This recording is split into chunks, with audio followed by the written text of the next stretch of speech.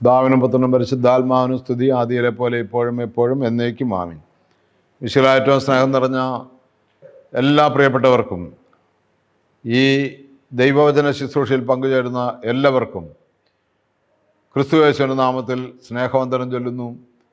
ഒരിക്കൽ കൂടെ ഈ എല്ലാ വാങ്ങിപ്പോയവരുടെയും ഓർമ്മയുടെ ഞായറാഴ്ചയായ ആനിത ഞായറാഴ്ചയുടെ ഏവൻഗേലിയോൻ വായനയുടെയും ധ്യാനത്തിൻ്റെയും ഈ വേളയിലേക്ക് ഒത്തിരി സ്നേഹത്തോടെ എല്ലാവരെയും സ്വാഗതം ചെയ്യുന്നു. പ്രാർത്ഥിച്ച് നമുക്ക് ആരംഭിക്കാം. നമ്മൾ കഴിഞ്ഞ ദിവസം കേട്ട വചനങ്ങളുടെ ധ്യാനത്തിൻ്റെയും ബാക്കിയാണ് നമ്മൾ ഇന്ന് കേൾക്കുന്നത്. നമ്മൾ പ്രവർത്തികൾക്കനുസരിച്ചും വാക്കുകൾക്കനുസരിച്ചും വിചാരങ്ങൾക്കനുസരിച്ചും എല്ലാ വിഭാഗത്തിൽപ്പെട്ടവരെയും സകല മനുഷ്യ കുലത്തെയും ന്യായവിധിക്കുമെന്ന് നമ്മൾ കേട്ടു. നമുക്ക് പ്രാർത്ഥിച്ച് ഇന്ന് അല്പസമയം ധ്യാനിച്ച് നമുക്ക് ആരംഭിക്കാം. നിത്യനും വാഴ്ത്തപ്പെട്ടവനുമായ ഞങ്ങളുടെ സ്വർഗപിതാവേ, നല്ല സമയത്തിനായി നന്ദിയോടെ സ്തുതിക്കുന്നു, സ്തോത്രം ചെയ്യുന്നു, മഹത്വപ്പെടുത്തുന്നു. തിരക്തത്താൽ ഞങ്ങളെ കഴുകണമേ, വിശുദ്ധീകരിക്കണമേ എന്ന് പ്രാർത്ഥിക്കുന്നു. പരിശുദ്ധാത്മാവിനാൽ ഞങ്ങളെ നയിക്കണമേ എന്ന് പ്രാർത്ഥിക്കുന്നു. ഹല്ലേലൂയ. യേശുവേ ആരാധന, മഹത്വം. പരിശുദ്ധാത്മാവേ നന്ദി, പരിശുദ്ധാത്മാവേ സ്തുതി. Hallelujah, hallelujah, hallelujah. യേശുവേ ആരാധന. ഈ വചനങ്ങളെ കൊണ്ടൊക്കെയും വിശുദ്ധീകരണം പ്രാപിക്കുവാൻ ഞങ്ങളെ സഹായിക്കണമേ. പരിശുദ്ധ അമ്മേ, ദൈവമാതാവേ, സകല വിശുദ്ധന്മാരെ, ശുദ്ധിമതികളെ പ്രാർത്ഥിക്കണമേ.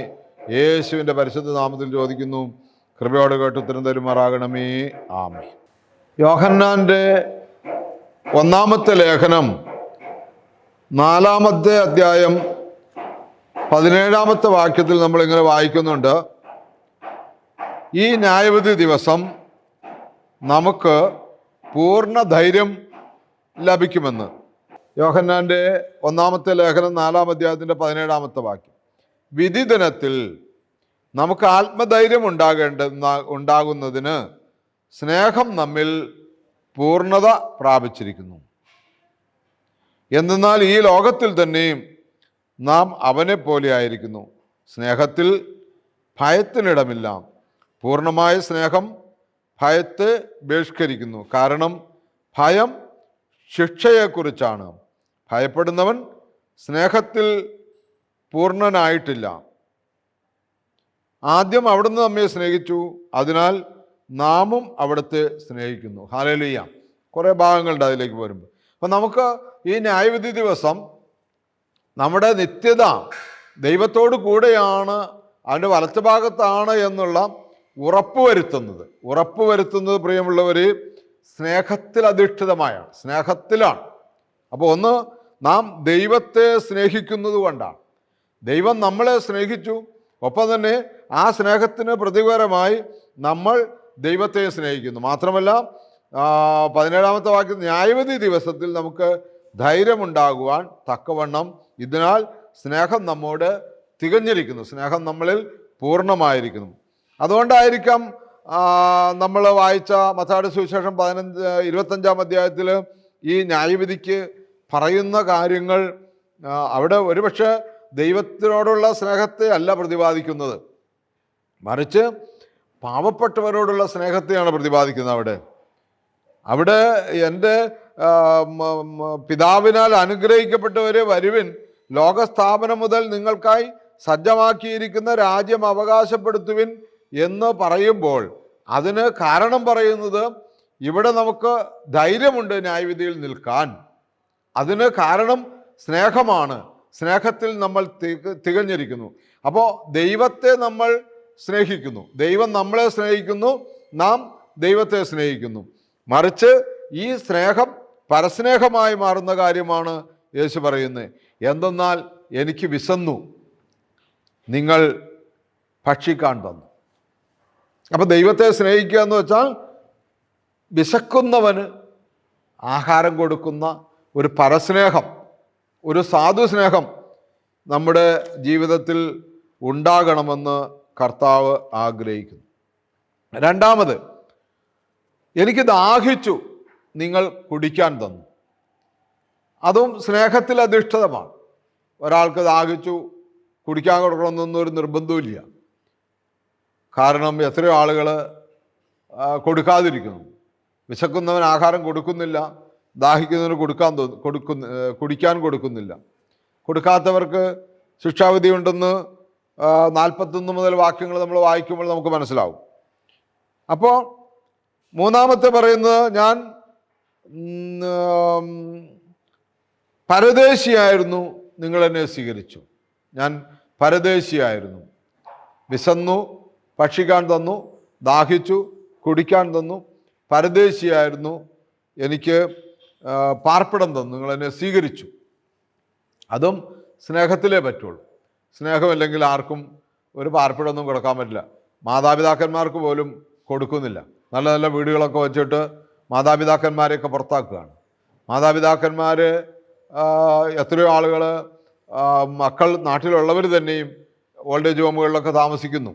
അതും ഒരു പരസ്നേഹത്തിൽ അധിഷ്ഠിതമാണ്. അപ്പോൾ നമുക്കെന്താണ് ആ പൂർണ്ണ ധൈര്യം? ന്യായവിധി ദിവസത്തിൽ നമുക്ക് ധൈര്യമുണ്ടാകുവാൻ തക്കവണ്ണം ഇതിനാൽ സ്നേഹം നമ്മോട് തികഞ്ഞിരിക്കുന്നു. അപ്പോൾ സ്നേഹം നമ്മൾക്ക് എന്താ പറയുന്നത്, ദൈവത്തോട് മാത്രമല്ല, പരസ്നേഹം. ഭൂമിയിൽ ഈ ദൈവരാജ്യം സ്ഥാപിച്ചിട്ടേ ഇവിടുന്ന് നമ്മൾ മാറ്റപ്പെടാൻ പാടുള്ളൂ എന്നുള്ളതാണ് യാഥാർത്ഥ്യം. ഭൂമിയിൽ ദൈവരാജ്യം, യുഗാന്ത്യ സഭ ഭൂമിയിൽ ആരംഭിക്കുകയാണ്. യുഗാന്ത്യ സഭ ക്രിസ്തുവിൻ്റെ മണവാട്ടി ഭൂമിയിൽ ആരംഭിക്കുകയാണ്. വരാനിരിക്കുന്ന നിത്യജീവനെ പ്രാപിക്കുന്നത് മാത്രമല്ല, അതിനു മുമ്പേ ക്രിസ്തുവിൻ്റെ സഭ ഭൂമിയിൽ ഈ ദൈവരാജ്യം കൺകുളിർക്കെ കണ്ട് എല്ലാവർക്കും നീതിയും സമാധാനവും പരിശുദ്ധാത്മാവിലുള്ള സന്തോഷവും, റോമർ 14:17 ദൈവരാജ്യം, അത് ഈ ഭൂമിയിൽ കൺകുളിർക്കെ കണ്ട് അത് നടത്തി കടന്നു പോകുമ്പോഴാണ് അതിൻ്റെ പൂർണ്ണത ലഭിക്കുന്നത്. അതുകൊണ്ട് ഞാൻ പരദേശിയായിരുന്നു, നിങ്ങളെന്നെ പാർപ്പിടം തന്നു, നിങ്ങളെന്നെ സ്വീകരിച്ചു. ഞാൻ നഗ്നനായിരുന്നു, നിങ്ങളെന്നെ ഉടുപ്പിച്ചു. ഞാൻ രോഗിയായിരുന്നു, നിങ്ങൾ എന്നെ സന്ദർശിച്ചു. ഞാൻ കാരാഗൃഹത്തിലായിരുന്നു, നിങ്ങൾ എൻ്റെ അടുത്ത് വന്നു. അപ്പോൾ നീതിമാന്മാർ ഇങ്ങനെ മറുപടി പറയും, കർത്താവേ, നിന്നെ വിശക്കുന്നവനായി കണ്ട് ഞങ്ങൾ ആഹാരം നൽകിയതും ദാഹിക്കുന്നവനായി കണ്ട് കുടിക്കാൻ നൽകിയതും എപ്പോൾ? നിന്നെ പരദേശിയായി കണ്ട് സ്വീകരിച്ചതും നഗ്നനായി കണ്ട് ഉടുപ്പിച്ചതും എപ്പോൾ? നിന്നെ ഞങ്ങൾ രോഗാവസ്ഥയിലോ കാരാഗൃഹത്തിലോ കണ്ട് സന്ദർശിച്ചത് എപ്പോൾ? രാജാവ് മറുപടി പറയും, സത്യമായി ഞാൻ നിങ്ങളോട് പറയുന്നു, എൻ്റെ ഏറ്റവും എളിയ ഈ സഹോദരന്മാരിൽ ഒരുവനും നിങ്ങളിത് ചെയ്തു കൊടുത്തപ്പോൾ എനിക്ക് തന്നെയാണ് ചെയ്തു തന്നത്. ഇവിടെയാണ് നമുക്ക് ആത്മധൈര്യം വരുന്നത്. എന്ത്? ഈ ദൈവ രാജ്യത്തിൽ നമുക്ക് പ്രവേശിക്കാൻ സാധിക്കുമെന്നുള്ള ഈ ന്യായവിധിയിൽ നമുക്ക് സത്യമായും ധൈര്യമുണ്ട് എന്നുള്ളതിൻ്റെ ഉറപ്പാണ് ഈ പറഞ്ഞ ഭൂമിയിലെ ജീവിതം. ഒന്ന്, നാം ദൈവത്തെ സ്നേഹിക്കുന്നു. അത് നമ്മുടെ മിടുക്കല്ല, കൃപയാൽ. അവിടുത്തെ കൃപ നമ്മളിലേക്ക് ധാരാളമായി ചൊരിഞ്ഞ് നാം പ്രമാണങ്ങളൊക്കെ അനുസരിച്ച് ദൈവസ്നേഹത്തിൽ ജീവിക്കുവാൻ അവിടുത്തെ കൃപ നമ്മളെ മുന്നോട്ട് നയിക്കുന്നു. രണ്ട്, ആ ദൈവസ്നേഹം പരസ്നേഹത്തിലേക്ക് കടക്കുന്നു. അപ്പോൾ പ്രിയമുള്ളവരെ, അതുകൊണ്ട് നമുക്ക് എന്തുണ്ട്? ധൈര്യം. ഈ സ്നേഹം നമ്മളിലുണ്ടെങ്കിൽ നമുക്ക് ധൈര്യമുണ്ട്. Hallelujah, hallelujah. അതുകൊണ്ട് പ്രിയമുള്ളവരെ, ഞാൻ നേരത്തെ വായിച്ച ഒരു വേദഭാഗമാണല്ലോ യോഹന്നാൻ്റെ സുവിശേഷം 5-ാം അധ്യായം. അവിടെയാണ് പ്രഭാത വായന നമ്മളെ ധ്യാനിപ്പിക്കുന്നത്. പ്രഭാത വായനയിൽ യോഹന്നാൻ്റെ സുവിശേഷം 5-ാം അധ്യായത്തിൻ്റെ 19 മുതൽ 29 വരെ വാക്യങ്ങളാണ്. അവിടെ നേരത്തെ സൂചിപ്പിച്ചതുപോലെ പുത്രൻ്റെ അധികാരമാണ്. ദൈവം എല്ലാം യേശുക്രിസ്തുവിനെ ഏൽപ്പിച്ചിരിക്കുന്നു എന്നുള്ളതാണ്. അതുകൊണ്ടാണ് അവിടെ നമ്മൾ മനസ്സിലാക്കേണ്ടത്, വേറെ ആരിലും രക്ഷയില്ല, മറ്റൊരുത്തരിലും രക്ഷയില്ല.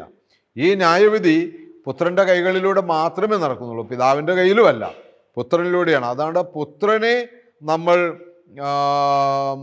എന്താ പറയണേ, സ്വീകരിക്കണം, പുത്രനെ ബഹുമാനിക്കണം, പുത്രനെ നമ്മൾ സ്വന്തമാക്കണമെന്ന് പറയുന്നതിൻ്റെ കാരണം അതാണ്.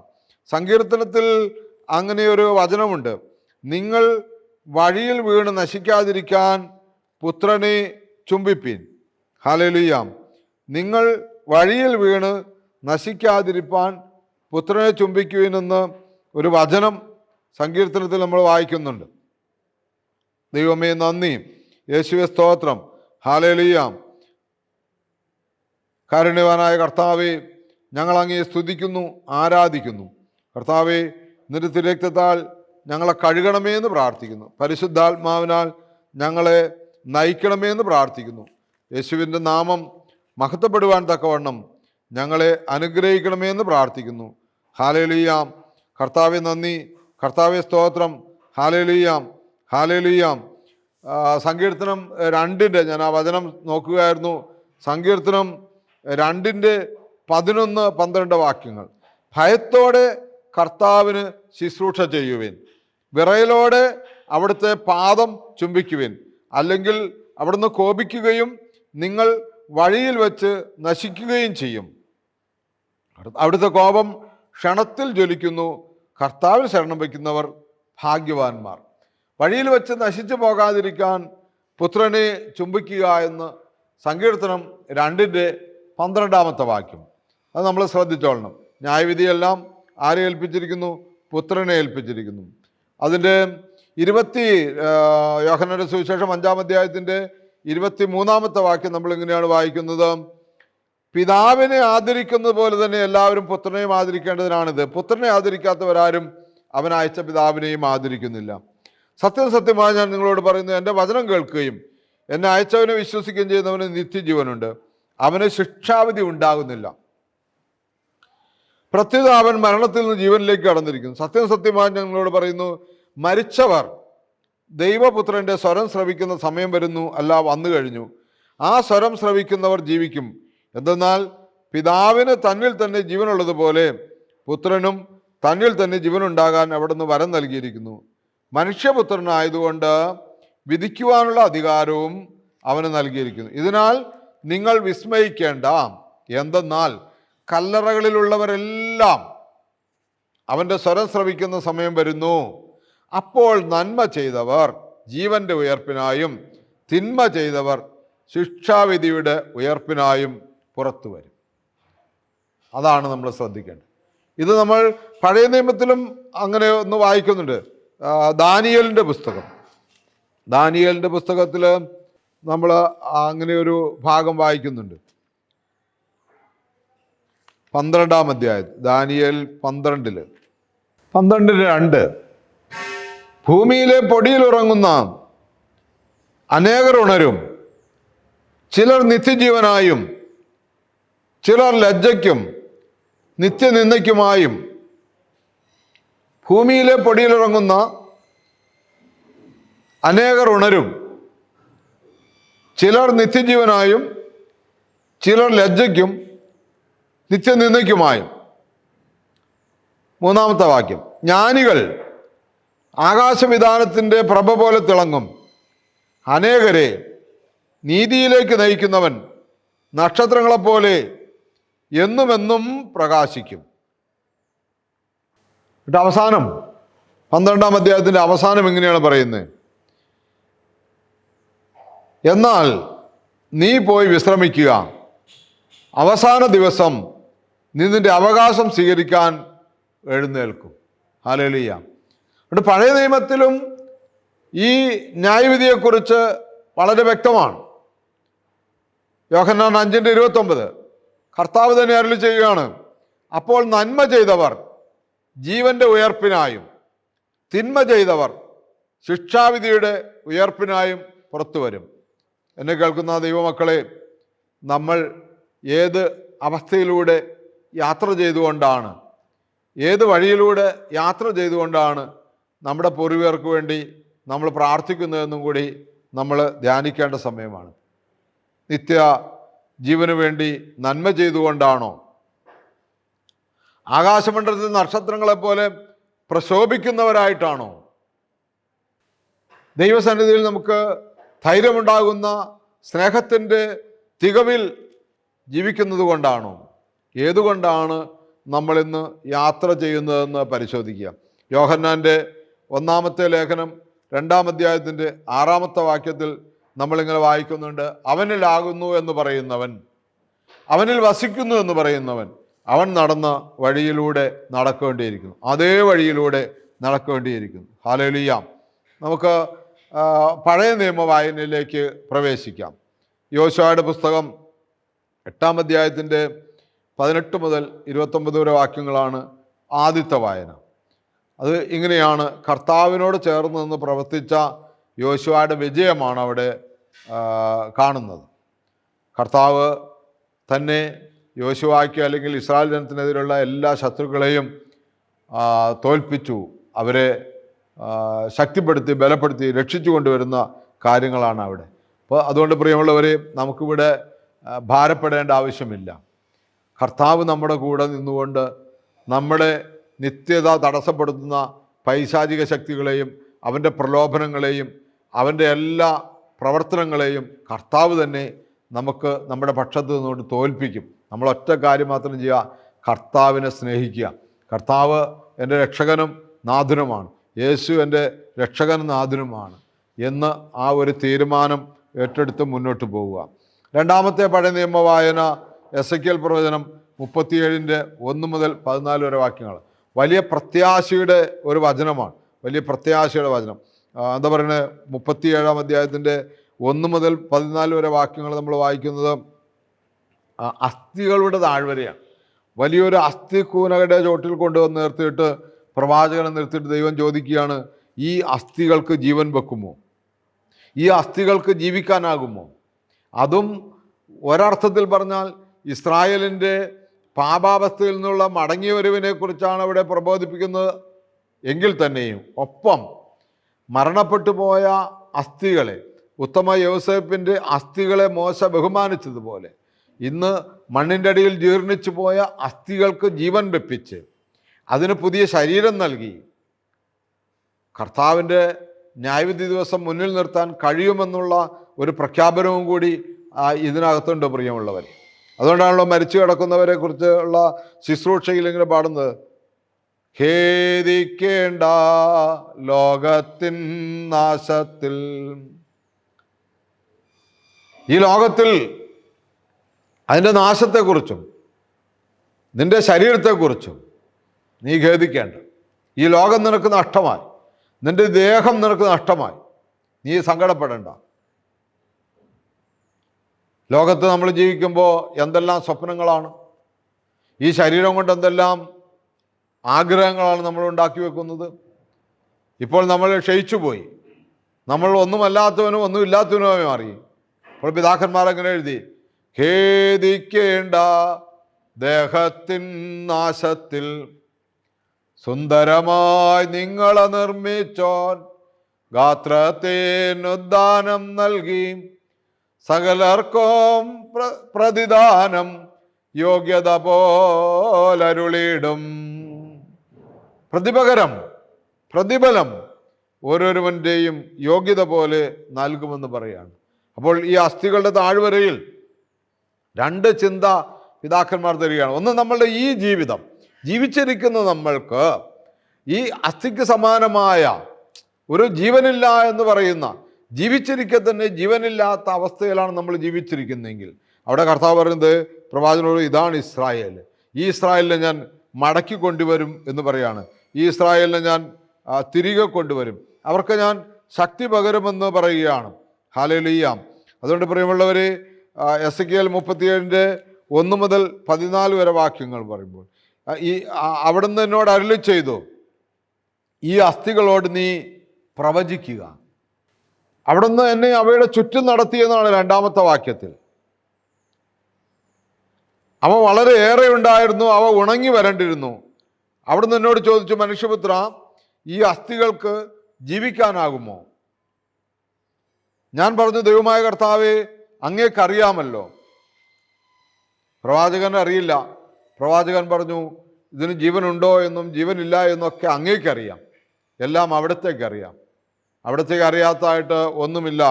പ്രവാചകന്റെ മറുപടി അങ്ങനെയാണ്. അപ്പോൾ പ്രവാചകനോട് ദൈവം പറയുന്നത് എന്താ? ഈ അസ്ഥികളോട് പ്രവചിക്കുക, ഈ അസ്ഥികളോട് വചനം പറയുക. നമ്മൾ തിമോത്തിയോസിൻ്റെ 2-ാം ലേഖനം 4-1 വചനം പ്രസംഗിക്കുക. സാഹചര്യം അനുകൂലമാണെങ്കിലും പ്രതികൂലമാണെങ്കിലും ഈ അസ്ഥികൾക്ക് ഇനിയൊരു രക്ഷയുണ്ടോ എന്ന് ചിന്തിക്കേണ്ട ആവശ്യമില്ല. അതിനോട് വചനം പ്രസംഗിക്കുക, അനുസരിക്കുക, അതാണ് പ്രധാന ഘടകം. വചനം പ്രസംഗിക്കുക, അസ്ഥികളോട് പ്രവചിക്കുക. വരണ്ട അസ്ഥികളെ കർത്താവിൻ്റെ വചനം ശ്രവിക്കുവിൻ. വരണ്ട അസ്ഥികളെ കർത്താവിൻ്റെ വചനം ശ്രവിക്കുവിൻ. ഞങ്ങൾ ഈ മാനസിക വൈകല്യമുള്ള സഹോദരങ്ങളോട് സഹോദരിമാരോടൊക്കെ ഇങ്ങനെ വചനം പറയും. അപ്പോൾ ആളുകൾ ചോദിക്കുന്നതും പുറമേ നിന്നൊക്കെ പ്രസംഗിക്കാൻ വരുന്നവരൊക്കെ ചോദിക്കുന്നത്, അവർക്ക് മടിയാണ് വചനം പ്രസംഗിക്കാൻ. അവർ പറയും, അവരോടാണെങ്കിൽ ഞാനില്ല എന്ന് പറയും. അവർക്ക് ഇവിടെ ബോധമുണ്ടെന്ന് പറയുന്ന ആളുകളോട് പറയാനാണ് ഇഷ്ടം, അതെന്തുമാകട്ടെ. പക്ഷെ പലരും മടിയാണ്, വിളിച്ചാൽ വരില്ല. പ്രസംഗത്തിന് വിളിക്കുമ്പോൾ തന്നെ അവർ ചോദിക്കുന്നത് അവിടെ താമസിക്കുന്ന അന്തേവാസികൾക്കാണോ അതേ പുറമേ നിന്ന് വരുന്നവർക്കാണോ? അന്തേവാസികൾക്കാണെന്ന് പറഞ്ഞാൽ അവർക്ക് മടിയാണ്, വരില്ല. അത് വളരെ ആരും തന്നെ വന്നിട്ടില്ല. ഈ ശുശ്രൂഷയുമായി ബന്ധപ്പെട്ട് പ്രസംഗിക്കാൻ നടക്കുന്ന ഈ ആകാശപ്പുറമുള്ള കൂട്ടുകാരെന്ന് പറയുന്ന അത്തരം ആളുകളല്ലാതെ വേറെ ആരും വന്നിട്ടില്ല. പല പ്രാവശ്യം അവർ മുടക്ക് പറഞ്ഞിട്ടുണ്ട്. ഒരിക്കലൊരു വചനപ്രഘോഷകൻ ഇവിടുത്തെ അന്തേവാസികളും പുറത്തു നിന്ന് വന്ന ആളുകളും ഒരുമിച്ചിരുന്നപ്പോൾ അദ്ദേഹം പറഞ്ഞു, ഇവിടെ ഉള്ള ആളുകൾ വന്നിരിക്കുന്ന ആളുകളോട് അല്പസമയം പറയാമെന്ന് പറഞ്ഞു. അങ്ങനെ അദ്ദേഹത്തിൻ്റെ അതിൻ്റെ പേരിൽ എന്താ പറയുന്നത്, മാറ്റി നിർത്തുകയും ചെയ്തു. പിന്നീട് ഒരിക്കലും അദ്ദേഹത്തെ വചനം പ്രസംഗിക്കാൻ വിളിച്ചിട്ടില്ല. കാരണം എന്താ, ഈ ഒരു തിരിച്ചറിവ് അദ്ദേഹത്തിനില്ല, എനിക്കുമില്ല, നിങ്ങൾക്കുമില്ല. ഉണ്ടാകണം എന്നുള്ളതാണ് സത്യം. എന്താണ്? ഈ അസ്ഥികളോട് നീ പ്രവചിക്കുക, ഈ അസ്ഥികൾക്ക് ജീവൻ വെക്കും.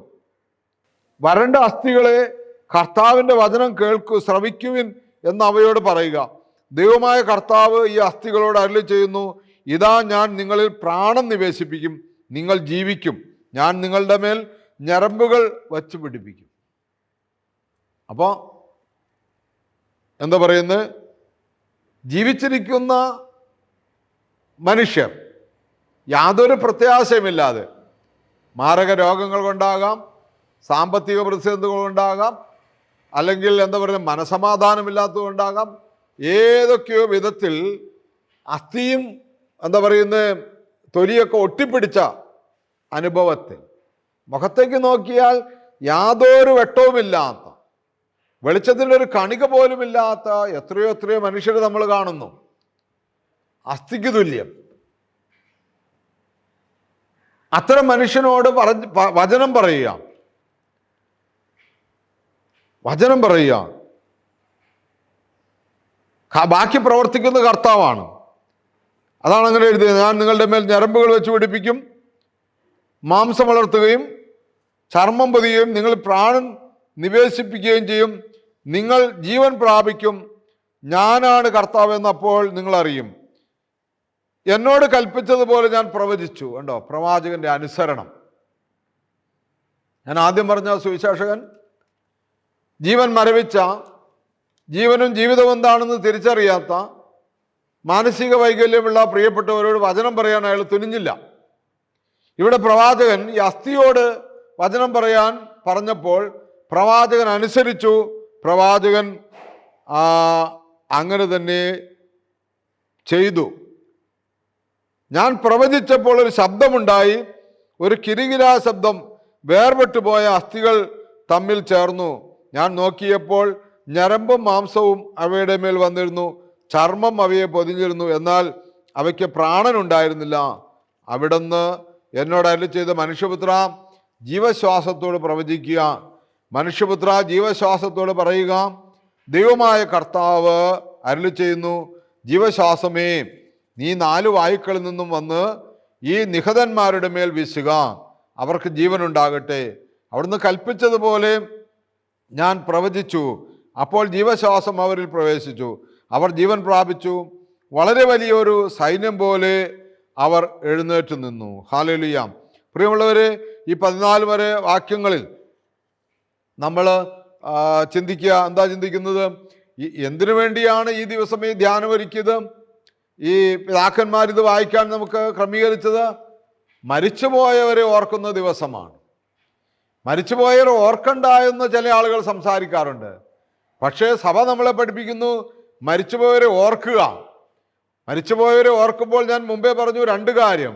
ഒന്ന്, മരിച്ചുപോയവരുടെ പിൻതലമുറക്കാരായി നമ്മൾ പോകുമ്പോൾ നാം അവർ പോയ വഴിയിലൂടെ, അവർ നിത്യജീവന്റെ വഴിയിലൂടെയാണെങ്കിൽ ഓക്കെ, അവർ തിന്മയുടെ വഴിയിലൂടെയാണ് പോയതെങ്കിൽ തിരിച്ചറിഞ്ഞ് നന്മയുടെ പാതയിൽ പ്രവേശിക്കുവാനും നമ്മുടെ മുൻഗാമികളെ ഓർക്കുന്നത് നല്ലത്. Hallelujah, hallelujah. പണ്ട് പ്രിയമുള്ളവരെ, ഏതവസ്ഥയിലിരിക്കുന്നവനും ദൈവത്തിൻ്റെ വചനത്താൽ ശുദ്ധീകരിക്കപ്പെടും, ആത്മബലമുള്ളവരായി മാറും. Hallelujah, hallelujah, hallelujah. മൂന്നാമത്തെ വായന യെശയ്യാ പ്രവാചകന്റെ പുസ്തകം 38-ാം അധ്യായം 10 മുതൽ 20 വരെ വാക്യങ്ങളാണ്. അവിടെ ഹെസക്കിയ രാജാവിൻ്റെ മരണത്തെക്കുറിച്ചുള്ള അദ്ദേഹത്തിൻ്റെ ഒരു ചിന്തയാണ്. അദ്ദേഹം മരിക്കാൻ പോകുന്ന സമയത്ത്, അല്ലെങ്കിൽ മരണത്തോടടുത്ത സമയത്ത് അദ്ദേഹം വളരെയധികം വിഷമത്തിലാവുകയും പ്രാർത്ഥിക്കുകയും ചെയ്തു. 38:10 അത് 1 മുതൽ വാക്യങ്ങൾ വായിക്കുമ്പോഴാണ് നമ്മളത് മനസ്സിലാക്കുന്നത്. ഹെസക്കിയ രോഗിയാവുകയും മരണത്തോടെടുക്കുകയും ചെയ്തു. ആമോസിന്റെ പുത്രനായ യെശയ്യാ പ്രവാചകൻ അവനെ സമീപിച്ച് പറഞ്ഞു, കർത്താവ് അരുളി ചെയ്യുന്നു, നിന്റെ ഭവനം ക്രമപ്പെടുത്തുക, എന്തെന്നാൽ നീ മരിക്കും, സുഖം പ്രാപിക്കുകയില്ല. ഈ മരിക്കുന്നതിന് മുമ്പ് നിന്റെ ക്രമങ്ങൾ, നിന്റെ കാര്യങ്ങളൊക്കെ ചിട്ടപ്പെടുത്തുക, ഭവന കാര്യങ്ങളൊക്കെ ക്രമീകരിക്കുക എന്ന് പറഞ്ഞു. പക്ഷെ ഹെസക്കിയ ദൈവത്തോട് പ്രാർത്ഥിച്ചു, കരഞ്ഞു, വേദനയോടെ കരഞ്ഞു. അപ്പോൾ പ്രവാചകനിലൂടെ ദൈവം അരുളി ചെയ്തു അവനോട്, നിന്റെ പ്രാർത്ഥന ശ്രവിച്ചിരിക്കുന്നു, നിന്റെ കണ്ണുനീർ ഞാൻ കണ്ടിരിക്കുന്നു. ഇതാ നിന്റെ ആയുസ് 15 വർഷം കൂടി ദീർഘിപ്പിക്കും. നിന്റെ ആയുസ് 15 വർഷം കൂടി ദീർഘിപ്പിച്ചിരിക്കുകയാണ്, കൂട്ടി തന്നിരിക്കുകയാണ്. ശ്രദ്ധിച്ചു കൊള്ളണം, 15 വർഷമുള്ളൂ. കർത്താവ് രോഗശാന്തി നൽകിയവരൊക്കെ ഓർത്ത് ജീവിച്ചോളണം. നീ എത്ര വർഷമുണ്ടെന്ന് പറഞ്ഞിട്ടില്ല, സൗഖ്യം തന്നിട്ടുണ്ട്. ആ സൗഖ്യം തന്നത് എന്തിനാണെന്നാണ് ഹെസക്കിയ നമ്മളെ പഠിപ്പിക്കുന്നത്. എന്താണ് ഹെസക്കിയ പറയുന്നത്? സൗഖ്യം കിട്ടി, ആയുസ് നീട്ടി കിട്ടി. അതിന് ശേഷം 9-ാമത്തെ വാക്യത്തിൽ ഇങ്ങനെയാണ് എഴുതിയിരിക്കുന്നത്, യൂദാ രാജാവായ ഹെസക്കിയ തനിക്ക് പിടിപെട്ട രോഗം മാറിയപ്പോൾ എഴുതിയത്, ഞാൻ പറഞ്ഞു, എൻ്റെ ജീവിതത്തിൻ്റെ മധ്യാഹ്നത്തിൽ ഞാൻ വേർപിരിയണം. ശേഷിച്ച ആയുസ് പാതാള വാതിൽക്കൽ ചെലവഴിക്കുന്നതിന് ഞാൻ വിധിക്കപ്പെട്ടിരിക്കുന്നു. ഞാൻ പറഞ്ഞു, ജീവനുള്ളവരുടെ നാട്ടിൽ ഞാൻ ഇനി കർത്താവിനെ ദർശിക്കുകയില്ല. ഭൂവാസികളുടെ ഇടയിൽ വെച്ച് മനുഷ്യനെ ഞാൻ ഇനി നോക്കുകയില്ല. എന്താണ്? അയാളുടെ മരണത്തെക്കുറിച്ച് അയാൾ ധ്യാനിക്കുകയാണ്. അയാളുടെ പാപം കൊണ്ട്. കർത്താവ് ആയുസ് നീട്ടിത്തന്നുവെങ്കിലും ഒക്കെ ശരിയാണ്, പക്ഷെ എൻ്റെ പാപം കൊണ്ട് ജീവനുള്ളവരുടെ ദേശത്ത് ഞാൻ കർത്താവിനെ കാണുകയില്ല എന്ന് പറയുക. അതൊരു ധ്യാനമാണ് പ്രിയമുള്ളവരെ. കാണുകയില്ല എന്നല്ല, തൻ്റെ പാപം വിട്ടാൽ കാണും. പക്ഷെ ഇപ്പോൾ ഞാൻ പാപാവസ്ഥയിലാണ്, അതുകൊണ്ട് എനിക്ക് കാണുകയില്ല എന്നൊരു വിചാരമാണ്. കാണുമെന്ന വിചാരത്തിൽ പോയാൽ പാപം പെരുകാൻ സാധ്യതയുണ്ട്. കാണുകയില്ല എന്നൊരു വിചാരത്തോടുകൂടെ പോകുമ്പോൾ പാപത്തിൽ നിന്ന് കാണാൻ വേണ്ടിയുള്ള ആഗ്രഹം ഉണ്ടാകും. കാണുകയില്ല എന്നുള്ള നിരാശയുടെ പ്രഖ്യാപനമല്ല ഇവിടെ, കാണാൻ സാധിക്കുമെന്നുള്ള വലിയ പ്രത്യാശയോടെയാണ്. കാരണം കാണിക്കുന്നത് ആര് വഴിയാണ്? യേശുക്രിസ്തു വഴിയാണ്. അതുകൊണ്ട് അതിനോട് ബന്ധപ്പെട്ട് തന്നെ നമുക്ക് പൗലോസിന്റെ വാക്കുകളൊന്ന് ശ്രദ്ധിച്ചു നോക്കാം. 2 കൊരിന്ത്യർ 5:1 മുതൽ 4 വരെ വാക്യങ്ങൾ. അതും അദ്ദേഹത്തിൻ്റെ മരണത്തെ സംബന്ധിച്ചുള്ള ഒരു കാഴ്ചപ്പാടാണ് അദ്ദേഹം പറയുന്നത്. 2 കൊരിന്ത്യർ 5:1 മുതൽ 4 വരെ വാക്യങ്ങൾ. ഞങ്ങൾ വസിക്കുന്ന ഭൗമിക ഭവനം നശിച്ചു പോകുമെങ്കിലും കരങ്ങളാൽ നിർമ്മിതമല്ലാത്തതും ശാശ്വതവും ദൈവത്തിൽ നിന്നുള്ളതുമായ സ്വർഗീയ ഭവനം ഞങ്ങൾക്കുണ്ടെന്ന് ഞങ്ങൾ അറിയുന്നു. വാസ്തവത്തിൽ ഞങ്ങൾ ഇവിടെ നെടുവേർപ്പെടുകയും സ്വർഗീയ വസതി ധരിക്കുവാൻ വെമ്പൽ കൊള്ളുകയുമാണ്. അത് ധരിക്കുമ്പോൾ ഞങ്ങൾ നഗ്നരായി കാണപ്പെടുകയില്ല. ഈ കൂടാരത്തിലായിരിക്കുമ്പോൾ തന്നെയും ഞങ്ങൾ ഉത്കണ്ഠാകുലരായി നെടുവേർപ്പെടുന്നു. മൃത്യുവശകമായത് ജീവനാൽ ഗ്രസിക്കപ്പെടേണ്ടതിന് പഴയത് മാറ്റിക്കളയാനല്ല, പുതിയത് ധരിക്കാനാണ് ഞങ്ങൾ ആഗ്രഹിക്കുന്നത്. ഈ ലക്ഷ്യത്തിനായി ഞങ്ങളെ ഒരുക്കിയത് ആത്മാവിനെ അച്ചാരമായി ഞങ്ങൾക്ക് നൽകിയ ദൈവമാണ്. ഞങ്ങൾക്ക് എല്ലായ്പ്പോഴും നല്ല ധൈര്യമുണ്ട്. ഞങ്ങൾ ശരീരത്തിൽ വസിക്കുന്നിടത്തോളം കാലം കർത്താവിൽ നിന്ന് അകലെയാണെന്ന് ഞങ്ങൾ അറിയുന്നു. എന്തെന്നാൽ ഞങ്ങൾ നയിക്കപ്പെടുന്നത് വിശ്വാസത്താലാണ്, കാഴ്ചയാലല്ല. ഞങ്ങൾക്ക് നല്ല ധൈര്യമുണ്ട്. മരണാനന്തര ജീവിതത്തെക്കുറിച്ച് നല്ല ബോധ്യമുണ്ട്.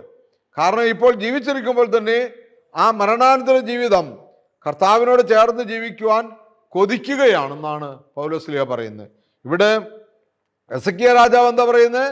ഞാൻ ജീവനോടെ എൻ്റെ ദൈവത്തെ കാണുകയില്ല, ദർശിക്കുകയില്ല.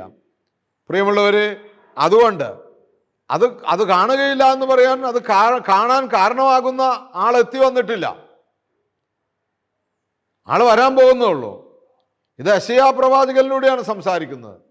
പ്രവാചകന്റെ കാലത്താണ് ഇത് സംസാരിക്കുന്നത്. ക്രിസ്തുവിനെ കണ്ടതിന് ശേഷമാണ് പൗലോസ് പറയുന്നത്.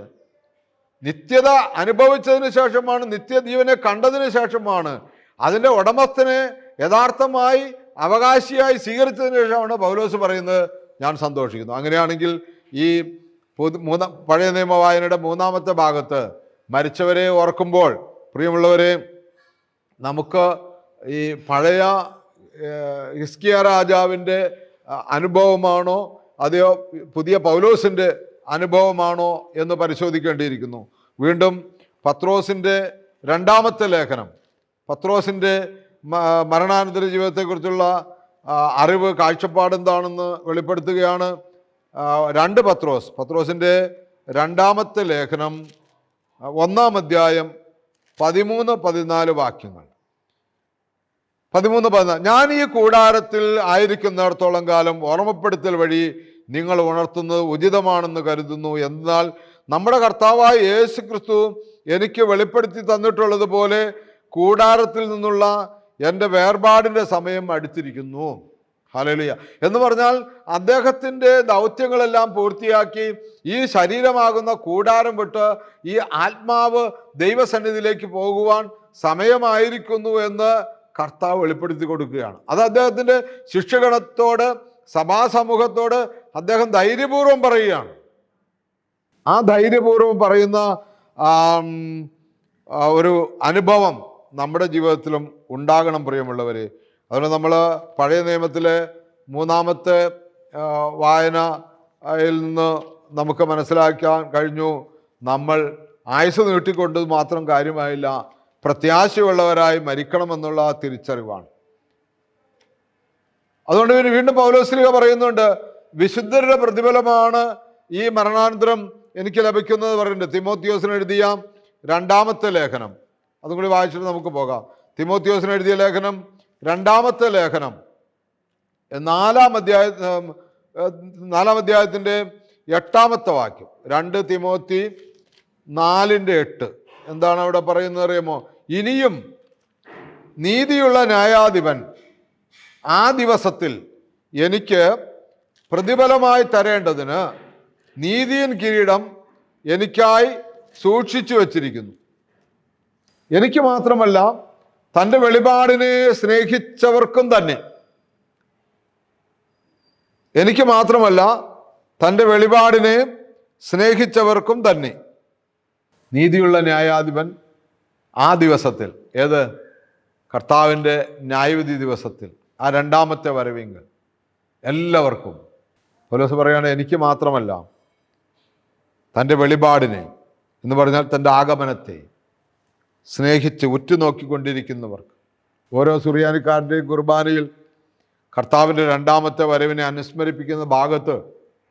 ഇതൊക്കെ ഒന്ന് വായിച്ച് ധ്യാനിച്ചിട്ട് നിന്ന് നോക്കി.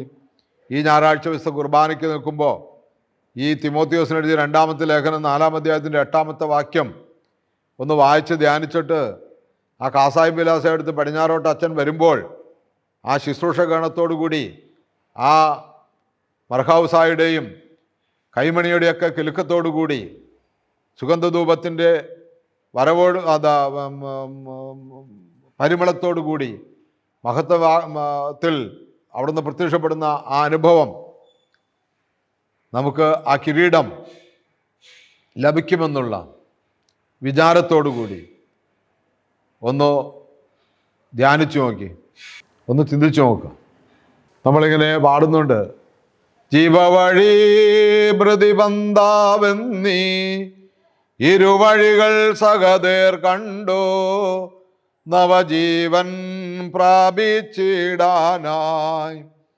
ഇടുങ്ങിയ വഴി അവർ കാക്ഷിച്ചു, സാത്താനോടവരടരാടി അവനെ ജയിച്ചവർ ചൊല്ലുന്നു, ദൈവനാമം ബഹുമാന്യം ആരാധകർക്കതു മാർഗദർശി, ആർത്തികൾ തന്നെ അഭയസ്ഥാനം. 2 വഴികൾ രക്തസാക്ഷികൾ, സഹോദരന്മാർ, വിശുദ്ധന്മാർ കണ്ടു. അതിലവർ ഇടുങ്ങിയ വഴി സ്വീകരിച്ചു. നമുക്കും ഈ വഴികളൊക്കെ കണ്ട് പോകുവാനായിട്ട് കഴിയണം. വിശുദ്ധ മത്തായിയുടെ സുവിശേഷം 7-ാം അധ്യായം 22-23 വാക്യങ്ങൾ നമ്മൾ എങ്ങനെയാണ് വായിക്കുന്നത്?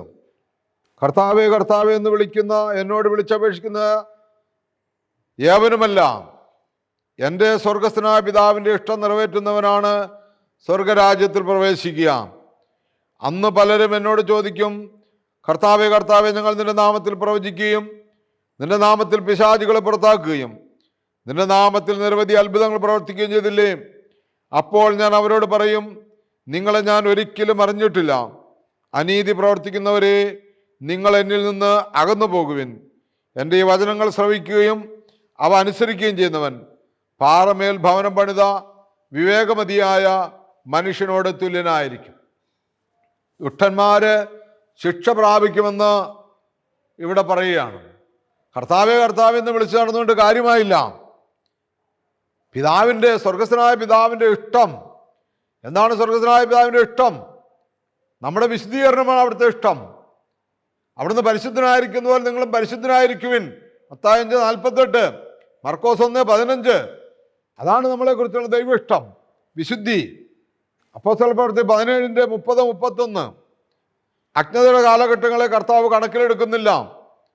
എന്നാൽ ഇപ്പോൾ എല്ലായിടത്തും എല്ലാവരും മാനസാന്തരപ്പെടണമെന്ന് കർത്താവ് ആഗ്രഹിക്കുന്നു. വിശ്വാസം ഉണ്ടാകണം. ഹല്ലേലൂയ, വിശ്വാസം ഉണ്ടാകണം. യെശയ്യാ 28:16, യെശയ്യാ പ്രവചനം 28-ാം അധ്യായത്തിൻ്റെ 16-ാമത്തെ വാക്യത്തിൽ എന്താ പറയുന്നത്? ഇതാ ഞാൻ സിയോനിൽ ഉറപ്പുള്ള അടിസ്ഥാനമായിട്ട് ശോധന ചെയ്ത കല്ലും വിലയേറിയ മൂലക്കല്ലുമായി ഒരു അടിസ്ഥാന കല്ലിട്ടിരിക്കുന്നു. വിശ്വസിക്കുന്നവൻ ഭയപ്പെടുകയില്ല. വിശ്വസിക്കുന്നവന് ഒന്നിനെയും ഭയപ്പെടേണ്ട ആവശ്യമില്ല. ന്യായവിധിയെ ഭയപ്പെടേണ്ട ആവശ്യമില്ല. ഈ ലോകത്തെ ഒരു കാര്യങ്ങളെക്കുറിച്ചും ഭയപ്പെടേണ്ട കാര്യമില്ല. കാരണം ഇതാ അടിസ്ഥാന കല്ലാണ് ഇട്ടിരിക്കുന്നത്. വിലയേറിയ മൂലക്കല്ലാണ്, പരിശോധിച്ച കല്ലാണ്, ശോധന ചെയ്ത കല്ലാണ്. അതുകൊണ്ട് എന്ത് ചെയ്യണം? നമ്മുടെ ജീവിതത്തിൽ നമുക്ക് വിശുദ്ധി ഉണ്ടാകണമെന്ന് പത്രോസ് ലീഗ നമ്മളെ ഓർമ്മപ്പെടുത്തുകയാണ്. 2 പത്രോസ് 3:11 മുതൽ 14 വരെ വാക്യങ്ങളിൽ പത്രോസ് ലീഗ പറയുന്നത് എന്താണെന്ന് നമുക്ക് നോക്കാം. 2 പത്രോസ് 3:11-14 വരെ വാക്യങ്ങൾ. ഇവയെല്ലാം നശ്വരമാകയാൽ വിശുദ്ധിയോടും ദൈവഭക്തിയോടും കൂടെ ജീവിക്കുന്നതിൽ നിങ്ങൾ എത്ര ശുഷ്കാന്തിയുള്ളവരായിരിക്കണം. ആകാശം തീയിൽ വെന്തു നശിക്കുകയും മൂലപദാർത്ഥങ്ങൾ വെന്തുരുക്കുകയും ചെയ്യുന്ന ദൈവത്തിൻ്റെ ആഗമന ദിനത്തെ പ്രതീക്ഷിക്കുകയും ത്വരിതപ്പെടുത്തുകയും ചെയ്യുവിൻ. നീതി ദിവസിക്കുന്ന പുതിയ ആകാശവും പുതിയ ഭൂമിയും അവിടുത്തെ വാഗ്ദാന പ്രകാരം നാം കാത്തിരിക്കുന്നു. ആകയാൽ പ്രിയപ്പെട്ടവരെ, ഇവ പ്രതീക്ഷിച്ചുകൊണ്ട് കളങ്കവും കറയുമില്ലാതെ സമാധാനത്തിൽ കഴിയുന്നവരായി നിങ്ങൾ അവന് കാണപ്പെടാൻ വേണ്ടി ഉത്സാഹിക്കുവിൻ. ഹല്ലേലൂയ. പ്രിയമുള്ളവരെ, ഒരു വലിയ ആഴമേറിയ ഒരു ചിന്തയാണ് നമ്മൾ വായിക്കുന്നത്. അപ്പോസ്തല പ്രവൃത്തി എന്താ പറയുന്നത്, 24-25 ദുഷ്ടരെ ഈ കാര്യം ഓർപ്പിക്കണമെന്നാണ്. അവിടെ അപ്പോസ്തല പ്രവൃത്തി 24-25 എന്താണ് നമ്മൾ വായിക്കുന്നത് അറിയാമോ? ഫെലിക്സിനെ പൗലോസ്ലീഹ നീതിയെക്കുറിച്ചും പുണ്യത്തെക്കുറിച്ചും ന്യായവിധിയെക്കുറിച്ചൊക്കെ ഓർമ്മപ്പെടുത്തുമ്പോൾ അദ്ദേഹം അത് വേണ്ടവണ്ണം സ്വീകരിക്കാതെ പൗലോസിനെ ഒഴിവാക്കി കടന്നു പോകുന്ന അനുഭവമാണ്.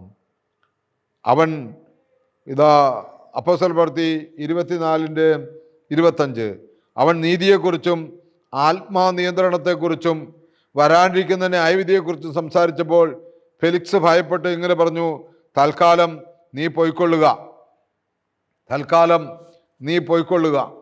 എൻ്റെ പ്രിയമുള്ളവരെ, അവസരങ്ങൾ നമ്മൾ നഷ്ടപ്പെടുത്തരുത്. കേട്ടുകൊണ്ടിരിക്കുന്നവനെ അവഗണിക്കരുത്, കേട്ടുകൊണ്ടിരിക്കുന്നവനെ ഉപേക്ഷിക്കരുത്. ഈ വചനമെല്ലാം തികച്ചും കേൾക്കുവാൻ മനസ്സ് കാണിക്കണം. അവസരം നഷ്ടപ്പെടുത്തിയാൽ കൂടുതൽ ശിക്ഷയുണ്ടെന്ന് മത്തായിയുടെ സുവിശേഷം നമ്മൾ വായിക്കുന്നുണ്ട്. മത്തായി ശ്ലീഹ 11:20 എന്താണ് 11:20 പറയുന്നത്? യേശുദാൻ ഏറ്റവും കൂടുതൽ അത്ഭുതങ്ങൾ പ്രവർത്തിച്ച നഗരങ്ങൾ മാനസാന്തരപ്പെടാത്തതിനാൽ അവയെ ശാസിക്കാൻ തുടങ്ങി. കോറാസിൽ നിനക്ക് ദുരിതം, ബെത്സയിദ നിനക്ക് ദുരിതം. നിന്നിൽ നടന്ന അത്ഭുതങ്ങൾ ടൈറിലും സീദോനിലും നടന്നിരുന്നെങ്കിൽ അവ എത്ര പണ്ടേ ചാക്കൊടുത്ത് ചാരം പൂശി അനുദപിക്കുമായിരുന്നു. വിധി ദിനത്തിൽ ടൈറിനും സീദോനും നിങ്ങളെക്കാൾ ആശ്വാസമുണ്ടാകുമെന്ന് ഞാൻ നിങ്ങളോട് പറയുന്നു. കഫർനാമേ, നീ സ്വർഗത്തോളം ഉയർത്തപ്പെട്ടു വന്നോ, പാതാളം വരെ നീ താഴ്ത്തപ്പെടും. നിന്നിൽ സംഭവിച്ച അത്ഭുതങ്ങൾ സോദോമിൽ സംഭവിച്ചിരുന്നെങ്കിൽ അത് ഇന്നും നിലനിൽക്കുമായിരുന്നു. ഞാൻ നിന്നോട് പറയുന്നു, വിധി ദിനത്തിൽ സോദോമിൻ്റെ സ്ഥിതി നിൻ്റേതിനേക്കാൾ സഹനീയമായിരിക്കും. അതുകൊണ്ട് തിന്മപ്പെട്ടവരോട് ഈ കാര്യങ്ങളൊക്കെ ഓർപ്പിക്കണം. അവസരം നഷ്ടപ്പെടുത്തിയാൽ അവർക്ക് കൂടുതൽ ശിക്ഷ ഉണ്ടാകുമെന്ന് ഇപ്പോൾ നമ്മൾ വായിച്ചു കേട്ട ഭാഗത്തു നിന്നും മനസ്സിലായി. നമുക്ക് പ്രിയമുള്ളവരെ ഒരു നിമിഷം പ്രാർത്ഥിക്കാം. ഇന്ന് നമ്മൾ പഴയ നിയമം വരെ വായിച്ച് നിർത്തിയിരിക്കുകയാണ്. സന്ധ്യാവായനയിൽ നിന്നുള്ളത് നമ്മൾ ധ്യാനിച്ചു, പ്രഭാതത്തിൻ്റെ വായനയിൽ നിന്നുള്ളത് ധ്യാനിച്ചു, പഴയ നിയമം 3 ഭാഗത്ത് നിന്ന് നമ്മൾ ധ്യാനിച്ചു. അടുത്ത് നമ്മളിനി യാക്കോബ് ശ്ലീഹയുടെ ലേഖനങ്ങളിൽ നിന്നാണ് പൊതുവിനെഴുതിയതും പൗലോസ്ലീഹ എഴുതിയതും പിന്നെ എവൻഗേലിയോനും. അടുത്തൊരു എപ്പിസോഡ് കൊണ്ട് തന്നെ നിർത്താമെന്ന് ആഗ്രഹിക്കുകയാണ്. ഇപ്പോൾ നമുക്കൊരു വാക്ക് പ്രാർത്ഥിച്ച് ഇന്നത്തെ ശുശ്രൂഷ അവസാനിപ്പിക്കാം. അടുത്ത ദിവസത്തിനായി നമുക്ക് നമ്മളെ തന്നെ പൂർണ്ണമായി സമർപ്പിക്കാം. നിത്യനും വാഴ്ത്തപ്പെട്ടവനുമായ ഞങ്ങളുടെ സ്വർഗ്ഗീയ പിതാവേ, കേൾക്കുന്ന വചനങ്ങളെ കൊണ്ട് വിശുദ്ധീകരണം പ്രാപിക്കുവാൻ ഞങ്ങളെ സഹായിക്കണമേ. ഈ ഭൂമിയിൽ മാത്രമല്ല ഞങ്ങൾ ലക്ഷ്യം വെക്കേണ്ടത്, നിത്യജീവനെ ലക്ഷ്യം വെക്കണമെന്നുള്ള ഈ അനുസ്മരണ ദിവസം, ഞങ്ങളുടെ മരണം മൂലം ഞങ്ങളുടെ നിന്ന് വാങ്ങിപ്പോയവരെ ഓർക്കുന്ന ദിവസം, ഞങ്ങൾക്ക് ഇങ്ങനൊരു നല്ല ധ്യാനവചന ചിന്തകൾ നൽകിയതിന് നന്ദി പറയുന്നു, സ്തുതിക്കുന്നു കർത്താവേ. ഒരുപക്ഷെ ഞങ്ങളുടെ പൂർവികർ ഇതുപോലെ ധ്യാനിച്ച് കടന്നുപോയോ എന്ന് സംശയമുണ്ട്. ഇന്ന് ഞങ്ങൾക്ക് ഒരുപാട് അവസരങ്ങളും കൃപകളും നൽകിയിരിക്കുന്നു. നാഥാ, അത് ഞങ്ങൾ നഷ്ടപ്പെടുത്തിയാൽ ഉണ്ടാകുന്ന ശിക്ഷയെക്കുറിച്ച് ഞങ്ങൾ കേട്ടു. കർത്താവേ, നന്മയാകട്ടെ തിന്മയാകട്ടെ ഏതുമായാലും ഞങ്ങൾ ന്യായാസനത്തിന് മുമ്പാകെ നിൽക്കേണ്ടവരാണെന്നുള്ള ബോധ്യം ഞങ്ങൾക്ക് നൽകിയതിനായി നിന്നെ ഞങ്ങൾ സ്തുതിക്കുന്നു. എല്ലാ നന്മകളും എല്ലാ അനുഗ്രഹങ്ങളും കൊണ്ട് നിത്യജീവൻ്റെ അവകാശത്തിലേക്ക് പ്രവേശിക്കുവാൻ ഞങ്ങൾക്കും ഞങ്ങളിത് വാങ്ങിപ്പോയവർക്കും കൃപയായിരിക്കണമെന്ന് പ്രാർത്ഥിക്കുന്നു. എല്ലാ നന്മകളും ഐശ്വര്യങ്ങളും ഞങ്ങൾ അനുഭവിക്കുവാനും വരാനിരിക്കുന്ന നിത്യജീവനെ സ്വന്തമാക്കുവാനും ഞങ്ങളെ അനുഗ്രഹിക്കണമേ. നിത്യം പിതാവും പുത്രനും പരിശുദ്ധാത്മാവുമായ സർവേശ്വര എന്നേക്കും ആമേൻ. ഹല്ലേലൂയ. യേശുവേ നന്ദി, ദൈവമേ നന്ദി, ദൈവമേ സ്തോത്രം.